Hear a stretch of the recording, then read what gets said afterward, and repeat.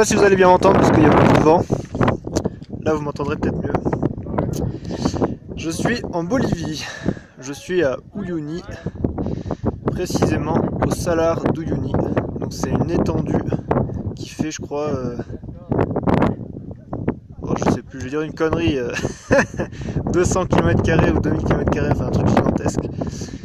Et en fait c'est une étendue de sel. Et c'est magnifique. On a des zones où ça fait des dessins.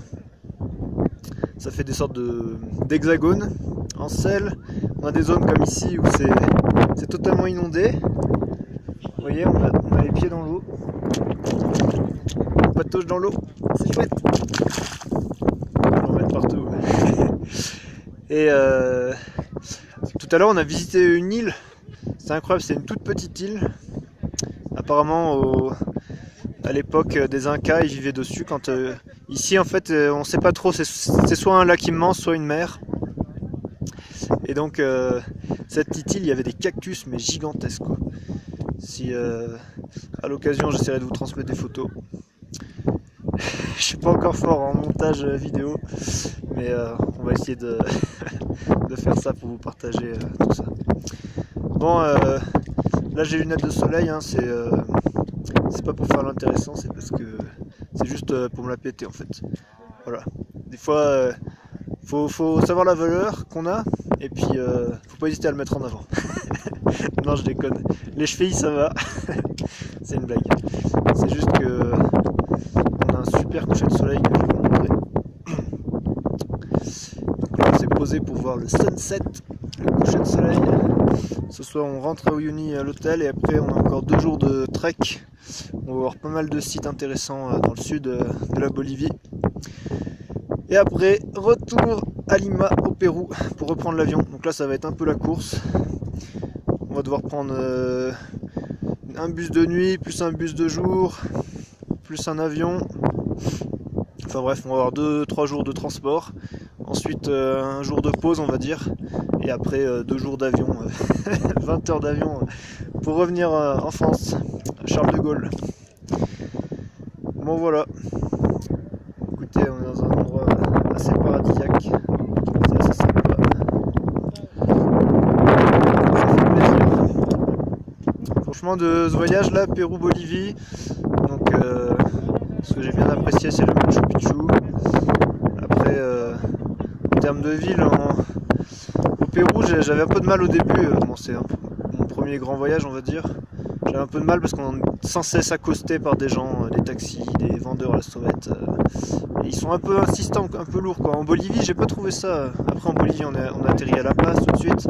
C'est une ville énorme. Je pense que les gens ont plus l'habitude d'avoir des étrangers donc ils sont moins... Ils embêtent moins les gringos, les touristes. Moi je vous montre un peu le coucher de soleil parce qu'il se cache encore derrière les nuages. Vous voyez bien là. Je vous laisse admirer la vue. Un petit panoramique.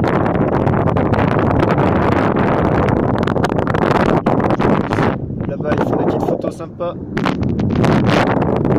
Ça, si vous tapez Salar d'Uyuni sur Google, vous allez voir, il y a plein de super photos qu'on peut faire. Et après, non, en Bolivie, j'ai vraiment bien aimé la ville de Sucre. Donc Sucre, c'est la capitale, on va dire, démocratique. Elle est un peu plus petite que La Paz. La Paz, c'est un truc énorme, gigantesque. Ce qui est pas agréable, c'est la pollution. Ici, le contrôle technique, je pense qu'il n'y en a pas. Et les véhicules, ils polluent, mais comme pas possible. Et quand les bus, ils arrivent, et puis à La Paz, il y a des côtes comme ça, quoi. Ça arrête pas il y a énormément de dénivelé. Et du coup, l'air est assez irrespirable, quoi. C'est pas très agréable.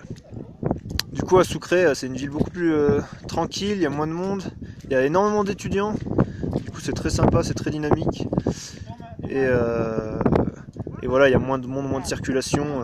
Et ce qui est marrant, je ne sais pas si c'est le phénomène Dakar, Paris-Dakar. Il y a eu Paris-Dakar, je crois, en 2016. Ouais, je vais dire une connerie, mais enfin bref, quelques années. Je pense qu'ils vont le refaire. Et il y a tous les taxis, c'est que des voitures tuning avec des grosses jantes, des gros pneus qui trafiquent le pot d'échappement. Du coup, c'est assez original. Et puis là-bas, on y était au jour de l'amour, la fête de l'amour. Donc c'est l'équivalent de la Saint-Valentin, je pense, pour nous. Et voilà, c'était marrant, il y avait plein de, plein de couples partout qui s'offraient des fleurs, des cadeaux, tout.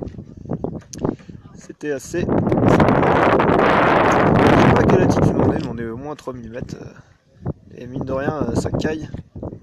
Quand le soleil tape en plein jour, ça va, mais sinon le soir, ça caille. Bon voilà, je vous ai une petite vidéo vlog, juste voyage. Là, je ne parlerai pas d'immobilier. Et puis voilà, juste comme je vous ai déjà dit, l'immobilier, ça permet de réaliser ses rêves. Celui-là fait partie d'un des miens. Chacun a ses propres rêves, ses propres désirs. Et puis voilà.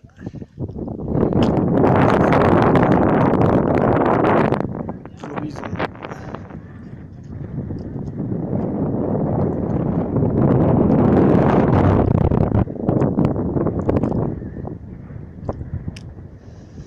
Voilà.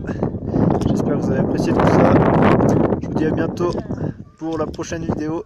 N'hésitez pas à mettre un petit commentaire, à liker, à partager et à vous abonner. Ciao. Je tape dans ma casquette. Ciao.